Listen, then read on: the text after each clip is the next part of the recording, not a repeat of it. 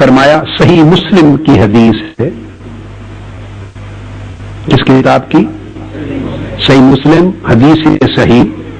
अब आप तयन करेंगे कि ये अहले तशय्यो का, इसको खाली आप शियार, महज उनका शियार करार देंगे, या अकीदा अहले सुन्नत की असास, बुनियाद, न्यूक्लियस भी इसको मानेंगे?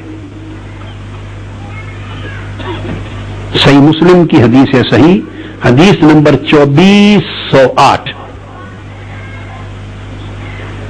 हजरत ज़ैद बिन अरकम रज़ियल्लाहु ताला अन्हु हदीस के रावी हैं। मुख्तसर सा मज़मून है। अक़ाल रसूलुल्लाह सल्लल्लाहु अलैहि वसल्लम अनशुदुकुमुल्लाह फी अहले बैती, अनशुदुकुमुल्लाह फी अहले बैती, अनशुदुकुमुल्लाह फी अहले बैती क़ाल सलासन। और मज़मून याद रख लें। आका अलैहिस्सलाम ने फरमाया, लोगों मैं तुम्हें अल्लाह याद दिलाता हूं, खुदा खौफी की बात करता हूं, अल्लाह से डरना और अल्लाह को याद रखना, कभी ना भूलना, मेरी अहले बैत के साथ सलूक करते हुए, मेरी अहले बैत के साथ मामला करते हुए अल्लाह को सामने रखना, मेरी अहले बैत की मोहब्बत और मवद्दत और उनके साथ मामले के हुस्न के पेश को सामने रखते हुए अल्लाह को याद रखना। और दूसरी मकाम पे फरमाया उज़क्किरुकुमुल्लाह फी अहले बैती, उज़क्किरुकुमुल्लाह फी अहले बैती, उज़क्किरुकुमुल्लाह फी अहले बैती। मैं तुम्हें अपनी अहले बैत के मामले में हुक्म देता हूं कि अल्लाह को याद रखना। जब मेरी अहले बैत का जिक्र आए तो खुदा खौफी करना, खुदा को याद रखना। अब इस वक्त चूंकि मेरा खिताब मुसलमानों से है, नॉन मुस्लिम से तो है नहीं, नॉन मुस्लिम से तो है नहीं, मुसलमानों से है।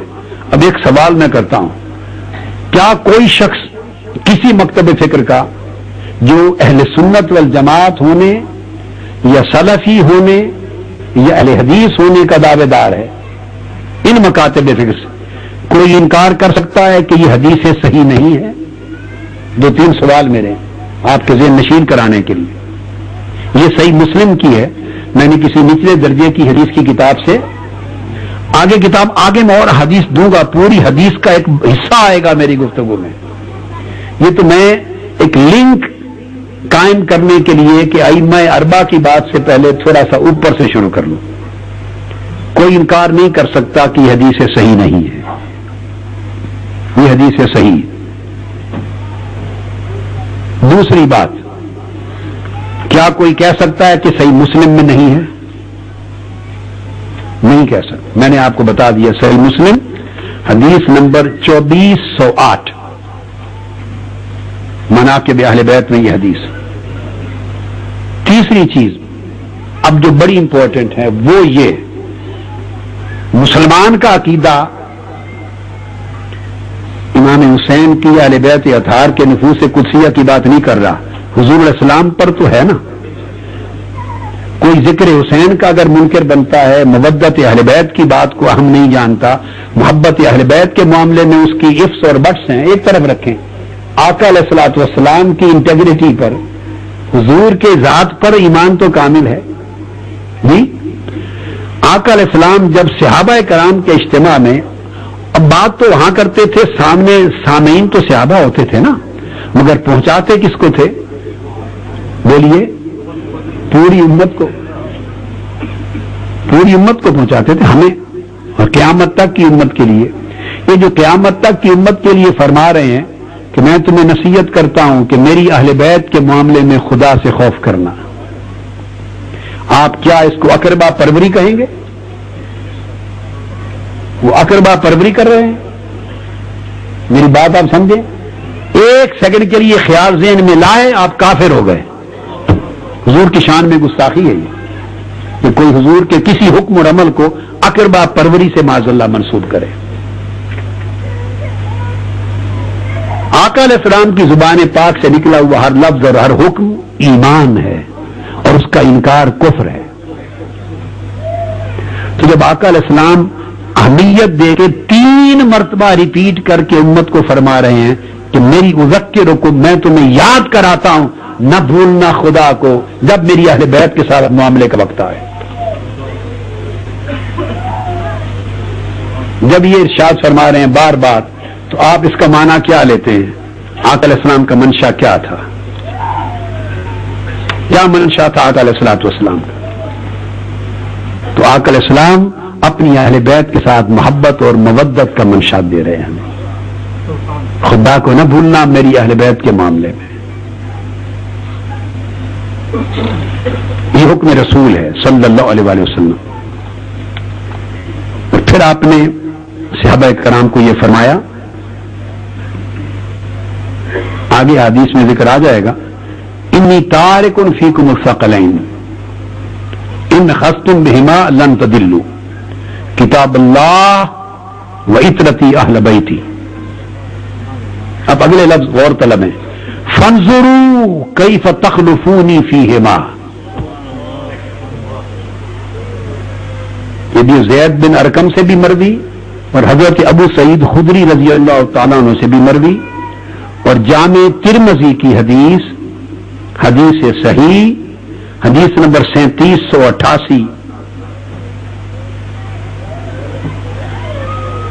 جامع ترمذی. آقا علیہ السلام نے فرمایا، لوگوں میں تم میں دو بھاری چیزیں، یعنی بڑی وزنی چیزیں تم میں چھوڑے جا رہا ہوں. یعنی ان چیزوں میں بڑا عظیم وزن ہے. ثقلین، ان کو ہلکا نہ جاننا. ثقلین کا لفظ کیوں استعمال کیا؟ میں ذکر حسین اور محبت حسین اور مودت اہل بیت کی اہمیت بتا رہا ہوں. ان کو ہلکا نہ جاننا، ایسے نظر انداز نہ کر دینا. یہ نہ سمجھنا کہ اتنا ضروری نہیں. دین آپ نے اور ہم نے بنایا ہے، یا اللہ نے بھیجا اور رسول نے بتایا اور ہمیں پہنچایا ہے. کس نے پہنچایا ہے دین؟ رسول پاک صلی اللہ علیہ وسلم. اب ان کا اس سبجیکٹ پر ان کا بیہیویئر کیا ہے، ان کا کنسرن کیا ہے، ان کا ایپٹیچیوڈ کیا ہے، وہ کتنی اہمیت دے رہے ہیں، کتنے ایمفسائز کر رہے ہیں، یہ بات سمجھنے والی. فرماتے ہیں، لوگوں میں تمہارے اندر اپنی امت کے لیے دو بڑی وزن والی چیزیں چھوڑے جا رہا ہوں. اگر ان دونوں کو تھامے رکھو گے تو کبھی گمراہ نہیں ہوگے. پوچھا گیا کون سی؟ فرمایا کتاب اللہ، ایک اللہ کی کتاب قرآن، اور دوسری عطرتی و اہل بیتی، دوسری میری عطرت، میری اہل بیت، میری عطرت و اہل بیت. اور آگے وہی بات کہی جو میں پہلی حدیث میں کوٹ کر چکا، اس لیے میں نے یہ حدیث یہاں کوٹ کی. فرمایا فانظروا کیف تخلفونی فیہما. دیکھنا جب میں دنیا میں نہیں ہوں گا، چلا جاؤں گا، دیکھنا میرے بعد ان دونوں کے ساتھ تم کیا سلوک کرتے ہو. میرے بعد ان دونوں کے ساتھ کیا سلوک کرتے ہو. تو آقا علیہ السلام کی حدیث سے صحیح اور حکم صحیح کی روشنی میں یہ بات طے کی، جس طرح قرآن کو نظر انداز کر دینا جرم ہے، اس طرح محبت اور مودت اہل بیت کو نظر انداز کر دینا جرم ہے. آپ کہتے ہیں نا کہ قرآن کو نظر انداز کر دیا، یہ بات تو سمجھ میں آتی ہے، سمجھ میں آتی ہے نا کہ جو قرآن کو نظر انداز کر دے، قرآن کو تاکہ نسیاں کر دے، رکھ کے بھول جائے، قرآن کو پڑھے نہیں، اس سے محبت نہ کرے، تعلیم نہ لے، قرآن کو سینے سے نہ لگائے، قرآن کو اپنی زندگی میں جاری نہ کرے، قرآن سے تعلق توڑ دے، قرآن کی طرف رجوع نہ رکھے، تو آپ سمجھتے ہیں نا کہ وہ گمراہ ہو گیا. تو جس طرح قرآن سے کٹ جانا گمراہی ہے، اس طرح اہل بیت نبوت سے کٹ جانا گمراہی ہے. ان کی محبت و مودت دل میں نہ رہے، ان کی تعظیم و تکریم نہ رہے، ان کے ذکر سے الفت نہ رہے، ان کا احترام اکرام نہ رہے، ان کی عظمت اور شان دل میں نہ رہے. جس طرح قرآن کو پڑھ پڑھ کے لذت آتی ہے تو ایمان اور حلاوت ہے ایمان کی، اس طرح ذکر اہل بیت ہو تو دلوں میں لذت اور حلاوت آنی چاہیے، پتہ چلے کہ یہ صاحب ایمان ہے. جو شخص اہل بیت کا ذکر سن کر حلاوت محسوس نہیں کرتا، لذت محسوس نہیں کرتا، کیفیت محسوس نہیں کرتا، اسے جان لینا چاہیے کہ وہ حلاوت ایمانی سے محروم ہے. اللہ رب العزت نے اس لیے قرآن اور اہل بیت کو اکٹھا بیان کیا، جڑا ہے، اور فرمایا کہ دیکھنا میرے بعد کیف تخلفونی فیہما، میرے بعد ان کے ساتھ کیا سلوک کرتے ہو. اور میرا کتنا حیا کرتے ہو میرے جانے کے بعد ان کے معاملے میں. فیہما، دونوں کو جوڑنا.